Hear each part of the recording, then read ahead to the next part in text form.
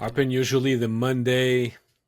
Monday's a tough day for a lot of people, but I feel as though for Montreal Canadiens, there are some of them that this week they need to be talked off the ledge a little bit. I think Monday being, I guess technically Sunday is the start of the new week, I suppose. But Monday being the start of a new week, I think is something the Canadians and maybe their fans should embrace. This is a new week. Last week stunk. The Canadians had a bad week. A lot of our listeners had a bad week. Most of You the had a fans bad had a bad week. week. I had a bad week. I got sick. So, yeah, that wasn't great either. A lot of people had a bad week. This is a new week. And so you should look at it as such. Now, maybe by the time you're listening to this, the Canadians will have played in Columbus, but we're recording this mid-afternoon on Monday. The Canadians have a game in Columbus tonight. Later start than usual, obviously, Amazon Prime night. So, but um, this was a bad week.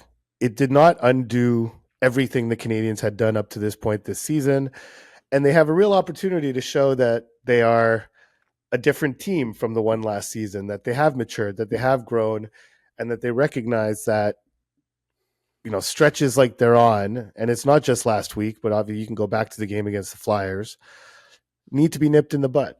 And so we'll see. But I think I think the level of doom and gloom around this team is a bit over the top. Just might Well, yeah, just it's be me. only three losses. I mean, it's not as though the Canadians are down the drain and last in the NHL. They're still in the playoff spot and in an It's 5 out of environment. 6. It's 5 losses out of 6 games. Yeah, and you could argue that in since the Philadelphia game, the outlier has been the Utah game Mm-hmm. because they were stellar against the Mammoth. But apart from that, I mean, yes, it was a bad week, but it's been a couple of bad weeks in a row. Now it's been multiplied by all those injuries. But this is an Alex New week, so so Yeah. we'll try to start from scratch with this, and you know, uh, I mean, the fact that the Canadians were talking about being such a deep team this year, and they were still as much as they thrive to become or they strive to become a top heavy team and a strong link team. They're still a weak link team to a certain extent, but now their depth is really tested. So how do you see the future of this team? Let's say for the rest of 2025, without Doc, without Newhook, without Line, without Gooley on defense, those four guys, the year 2025 is done for them. So how do you see the Canadians bouncing back with those guys out? I don't know. I think this is a bit of an opportunity, right? Is the Canadians' big guns are not hurt. I mean, Doc was having a great season, but he's a complimentary player at this point. Newhook was having a great season, complimentary player, like a very good complimentary player, but still a secondary player, not a depth player. That's underselling it, but they the main engines on this team are still in the lineup. Lane Hudson's still in the lineup. Mike Matheson, Noah Dobson, obviously Suzuki, Slavkovsky, Caulfield, Demidov is still there. I mean, there's a lot of firepower, and you look at the opportunities that these absences are going to create. Oliver Kapanen already had a big opportunity this year. He's by and large seized it. It's hard not to think that he's going to get even more of an opportunity now. Zach Bodzik has not been very consistent. Had a great start goal wise, but he's been searching for it a little bit. Well, here's your opportunity. Now's the time to find it. He should be on the bumper on Power Play 1 tonight in Columbus. This is an opportunity to really take your, put your put your stamp on this team, but grab your spot on this team and really affirm your place, and you look at Joshua Watt in the lineup tonight. Jared Davidson's going to play a second NHL game, and who knows? By the end of 2025, we might see other NHL debuts from players in Laval that we've been wondering what can they do at the NHL level, and guys who just got made the last cut or just got cut at the last minute in camp. Florian Jacki was there throughout camp. Owen Beck was there throughout camp. These are guys that they were there longer than Joshua Wall was, frankly, and so it's these are guys that I'm pretty sure we're going to see at some point over the next few weeks, and so it's an opportunity for them. And I think it's an opportunity for the organization to really get a better handle of what they have down there and what can these guys do at this level. So I think it's an opportunity on many levels. The main Yeah. one being for the core guys of this team to show that this is not we're not last year's version. We're not going to let this turn into 2 bad weeks or 3 bad weeks, and we're not going to force some sort of crisis that we're going to need to like get off the mat and then go on some crazy winning streak to rectify.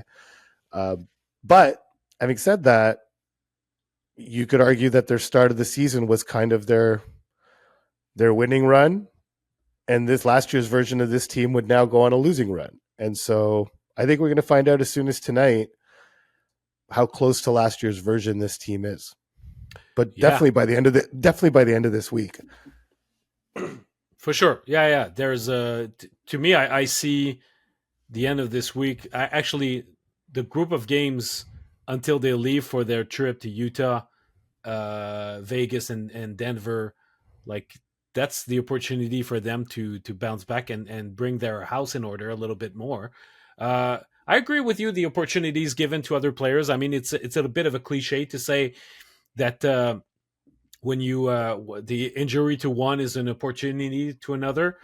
But last night we had a call with our founding members, and we had a always an interesting chat with them in those monthly calls. And I was pointing out the fact that Oliver Kapanen is really having a lot all of a sudden resting on his shoulders, because yes, the top guns will have the burden of the of the of proof, and will be counted even more onto to drive the offense. But this kid uh, has become the undisputed second line center, with both Doc and Newhook being out with injuries.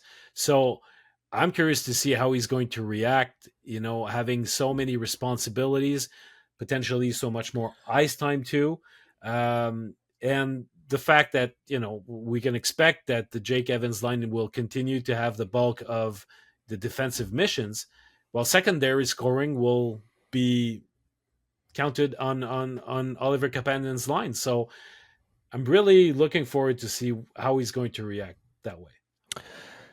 Yeah, again, an evaluation opportunity. I mean, I think Jeff Gordon and Ken Hughes went to great pains to mention that the Canadians are not a finished product, that they're still learning about what they have. When Jeff Gordon went about the whole thing, like we can be picky about our next move and all this stuff, like it was like, yes, they can, but they can also be picky about their next move because they have a lot of evaluating to do. This is the last year of Kirby Dach's contract. Next year, Alex Newhook's contract comes up.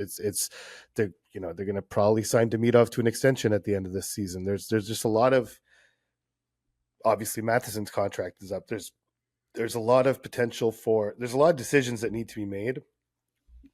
I think the Canadians are pretty happy with the group that they have, but you have to know what the in-house replacements are. Like they've reached kind of a tipping point here where you have guys who are playing in Laval, and it's fine for Beck to play a second season in Laval, or whoever, Meshar and all these guys, like these, who knows what Philip Meshar is. Like I don't think this organization has any idea, but I don't think they've written him off. Maybe he'll get a look at some point, who knows. Like it's he's probably further down the pecking order, but he's still a first round pick. Like you'd like to see if he's got something. And so this is an opportunity to do that. And I think the Canadians probably to some extent, I don't want to say embrace it, because it's like, you never wish people to get injured. Obviously that's not being embraced, but the fact that they're going to be able to take a look at, like, being able to see Jared Davidson in an NHL environment is gold for these guys. Which is why I got to admit, I'm mildly surprised that Joshua Roy was the one who was called up, because I would have thought they would have called up someone else that they wanted to see at this level. Like, they've seen Joshua Roy at this level. Yeah. Um, I was mildly surprised that when it was him, because I thought it might have been, and they've seen Beck at this level, so the same thing would apply to him. But Jack High's his camp merited a look, especially if you're going to play in a more of a bottom six role. I don't know what Joshua was, where he's going to play tonight in Columbus, but if you're playing him in a bottom six role or even a fourth line role, you're really not maximizing, or it doesn't really make a whole lot of sense to call up Joshua Roy to play that role. So I'm a little surprised that it was him, but I just don't think the widespread panic is all that warranted. It's obviously a 7-0 loss stings, allowing 13 consecutive goals, tying a franchise record set in the 1940 over the span of 3 games stings. Like, that's tough, but I think this is a good test for this group, and it's and the one thing we saw of this group from last season was when they were tested, they punched back. They had Yeah. a decent ability to punch back, but it took like a massive test. Like, it took a while for that punch back to come, but when it came, it swung 180 in the other direction. So this week is a real opportunity for them to regulate, which is one of Marty's favorite words, but like, just kind of not have those ups and downs and big, massive swings. Like, this could go quite south by the end of this week if they don't turn it around. So again, But a learning opportunity. yeah, but there's the portion of the fan base that's in panic mode right now.